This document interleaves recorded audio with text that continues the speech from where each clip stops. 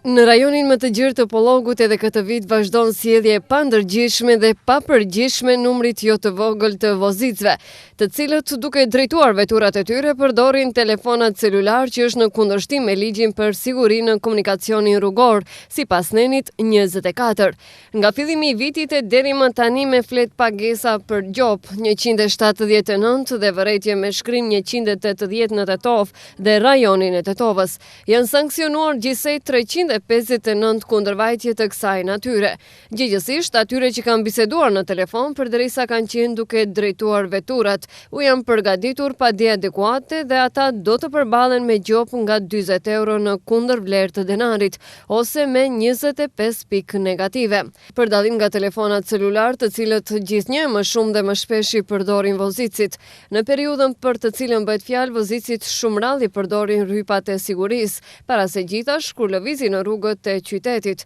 Këtë vit në hapësirat e Tetovës janë regjistruar gjithsej 990 raste të mos përdorimit të rrypave të sigurisë, të cilët raste janë rrumbullaksuar me 200 flet pagesa për gjop dhe 790 paralajmërime. Gjithsesi vërejtje, me vërejtjen se gjoba për këtë kundërvajtje gjithashtu është 40 euro ose 10 poena negative për vozicin dhe 50 euro për bashkëudhëtarin, njofton policia e Tetovës. Për shkak të kësaj, sektori për punë të brendshme në Tetov sërish apelon deri tek vozici që të përmbahen nga bisedat në telefon, nga bërja e selfieve, dëgjimi muzikës dhe shkruarja e SMS porosive, kur janë duke drejtuar automjetet e tyre, por edhe rregullisht të lidhen me rrypat e sigurisë. Për arsye se bisedat në telefon gjatë drejtimit të veturave në masë të madhe tërheqin vëmendjen e tyre dhe si pasojë vënë në pikpyetje sigurinë e tyre dhe të pjesëmarrësve të tjerë në komunikacion. Mbajtja e rrypave të sigurisë sërish më shumë është për sigurinë personale të vozicëve